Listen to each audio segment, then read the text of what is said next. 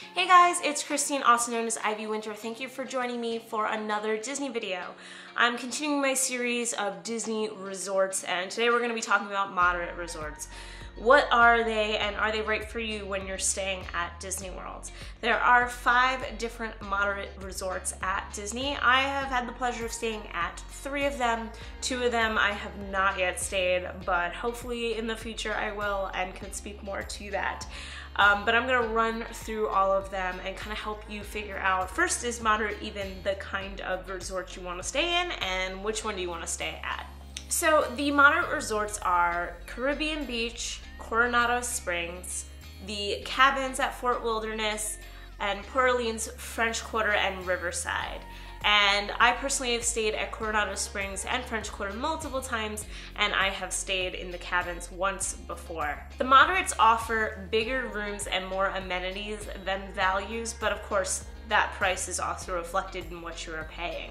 A moderate resort usually will run you anywhere from $230 to $300 a night. That fluctuates depending on season, what kind of room you're getting. That's a standard room price, so obviously if you're getting a poolside view or a larger suite, your price is going to go up. And it could also be a little bit less depending on discounts for the year.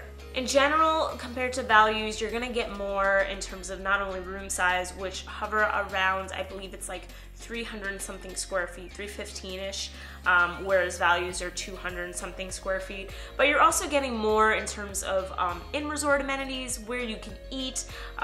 Pools are nicer, theming in general is a bit nicer, so it really depends on what you want out of your experience. They give you a bit more of that luxury hotel room without having the price of a deluxe. So I'm just gonna go down the list. We're gonna start with Caribbean Beach, which I have heard personally is not the most loved moderate. I don't want that to deter you if that's something you've been looking into, because you should go on your own and make that decision yourself. And one of the reasons is because it is the largest resort on property. Like, of all resorts, including deluxes, it's huge. So for a lot of people, that in itself is a reason to not stay there. It's too big. You don't want to have to trek it from the lobby to your room or take a bus or whatever it might be. So a lot of people are turned off by the size of it. Some people like that. Some people like that they can have a room in the back of a resort and it's super secluded and you're not going to be dealing with other people much. You know, so really that all depends on your preference. So Caribbean Beach is divided into 5 villages of all of their rooms: Trinidad, Martinique, Aruba, Barbados, and Jamaica. And so they're all slightly themed differently, but when you go into the actual rooms, most of the rooms are the same in terms of amenities and size and all of that. There is a 45-acre lake in the middle of the resort, which is really cool. There's actually a running path around it if that's your jam. And then in the middle of that lake is Caribbean Cay Island, which has these secluded areas to sit and like a kiddie playground area. Most of the rooms are Finding Nemo themed. This was a more recent refurb set in the past several years, and a few of them are Pirates of the Caribbean themed. From what I've noticed, those are a little bit more expensive and often harder to come by. People want the Pirates ones because they look really cool, so I really don't blame them. So that's kind of what you're gonna get in terms of your rooms. Aside from a pool, which is a really cool pool, they actually have a volleyball court, like on sand and everything, and they have bike and boat rentals. So if that's something that you're interested in, if you like those kinds of extracurriculars at a resort, then that might be for you. Normally I would talk about food and all of that at resorts, but Caribbean Beach is in a really unique situation right now. They're having a huge amount of construction work that is going on, which is why if you look at prices of rooms right now, they might be really cheap compared to other moderates. Like, we're talking down to value level cheap.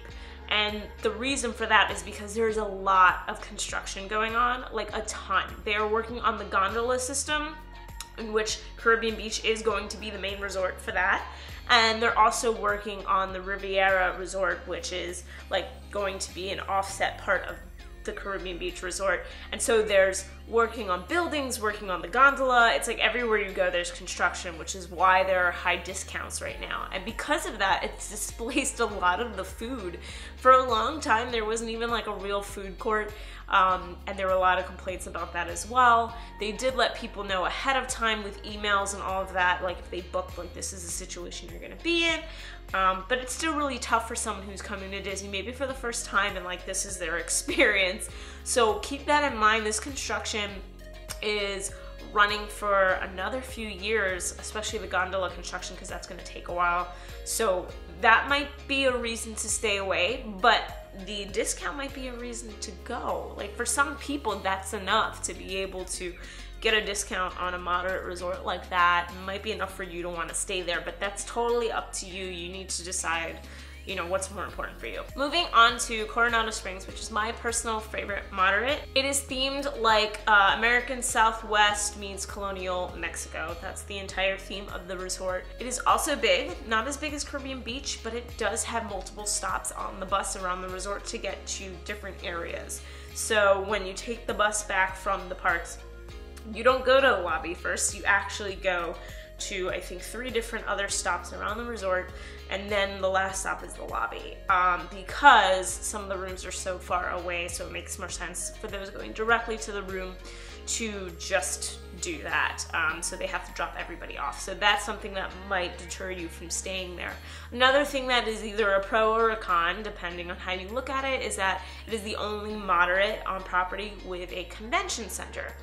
This does mean that if you go down during a convention, your resort might be kind of packed with people.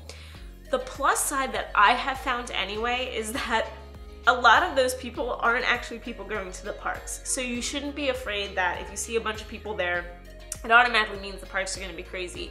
Yes, they do go, but a lot of the times I'm there, it's like business conventions, and these people are busy all day with, you know, talks and different kinds of programs and all of that, and they only have so many hours in a day to go to the parks anyway. There are sometimes like teen conventions, but I find most of them tend to be adult, you know, business conventions.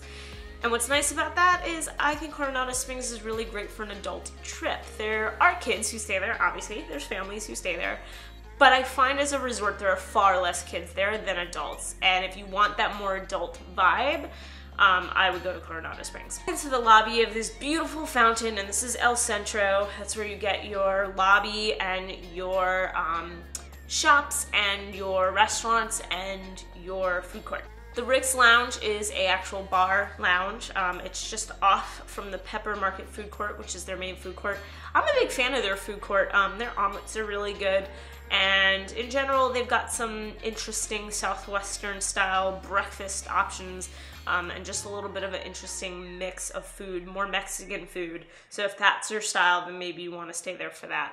They also have their own sit-down restaurant called the Maya Grill. They have a really impressive pool that has an Aztec temple in the middle of it. So if you want like a cool looking pool, if that's important to you, then note that. Do also know that it is under some refurbishment until 2019. They're refurbishing some rooms, but from what I saw the last time I stayed, it was like really in just a couple of different sections. It is not as vast as like Caribbean Beach's construction, so I don't think it'll be as much of a problem. Moving on to Fort Wilderness Cabins. These are the biggest rooms at a standard price on property. They are about 500 square feet and they hold 6 people because they are stand-alone, air-conditioned cabins, and they're sweet. I stayed there quite a few years ago with a group of 6, so we filled out the entire room. And the way that it works is you have a little front deck, even with a grill if you want to grill, which is cool. You have a bedroom with a full bed and a bunk beds, and then you have a pull-out bed in the living room that fits another 2 people. There is only 1 bathroom for 6 people. We were 6 adults. That was rough, so just keep that in mind. The entire resort is 750 acres of like a forest, which is wild when you think about this in the middle of Florida, but it's really, really cool. If the great outdoors is your vibe, you're going to like this place. It is big. They have their own internal bus system with different buses that go to different places. So one bus will go to the main market shop. Another bus goes around to other areas of different rooms. There are 2 different pools, and you can also take buses there. But you can also walk, which is something that we did and really enjoyed because it is a forest. You're going to see animals, and I thought that was the best part of our walk. There's armadillos and rabbits and deer and bunnies. It's really, really cool. As far as extracurricular goes, like I said, they have 2 pools. They also have a beachfront area, and you could take a boat from there to Magic Kingdom. So for transportation, they have some really cool, unique options. They also have the Tri-Circle D Ranch, which is an actual ranch with horses. So if you want to go horseback riding, you can do that at that resort, which is super cool. They also have kids pony rides, which is great as well. Forgot to mention that in the room is a full kitchen. We're talking a microwave, a fridge, oven, dishwasher, coffee maker. Like, this is great for the family that wants to save some money on food and likes to cook their own breakfast and all of that stuff. So while it is a really big resort, it is a super unique way of staying at Disney. And then moving on to Port Orleans, or however you want to say it. There are 2 resorts within the same sort of compound, so to say. There is Riverside, which is based on the Riverside of Louisiana, the mansions. It used to be called Dixie Landings way back when in the 90s, so if you remember that, that's what this is. And then the other connecting side is French Quarter, which is, as you would think, the French Quarter of New Orleans, more Mardi Gras, colorful, that kind of design. So depending on what your theming style is, you might want to stay in one or the other. But what's really cool is they are technically on the same area, so you can just walk from one to the other. Sometimes you might not even notice that you've crossed into the other until you start seeing the change of the buildings. Alongside both is the Sassagoula River, which is a boat that you can take between the 2 resorts, though I don't know why you'd want to, because you can just walk. But you can also take that boat to Disney Springs, which is so cool and such a fun way to get down there. Very different way to get down there. So as far as Riverside goes, I hear a lot of great things about it. I've not stayed in those rooms. I've only stayed French Quarter, but apparently the rooms are very comfortable and really nice for moderates. Some of them, the more expensive rooms, are themed to Princess and the Frog, so if that's your jam, they're really, really cool and they look really beautiful. They have a couple of different places to eat. They have boat rides, which honestly I've never heard great things about, but that is their sit-down restaurant.